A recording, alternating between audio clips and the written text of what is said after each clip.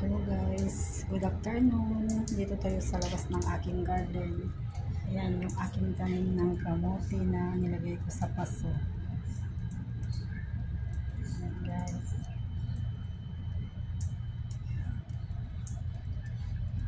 Ito yung buhay ko sa ibang bansa guys. Kapag katapos ko magtrabaho sa loob ng bahay ng aking amo, ito nagtanim-tanim ako sa labas. At kahit papaano, makapray tayo ng gulay.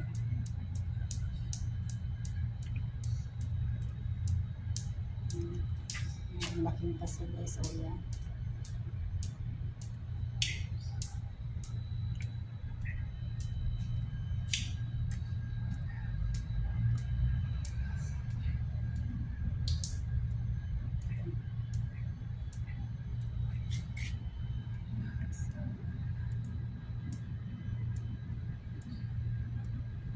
Sipag lang araw-araw guys.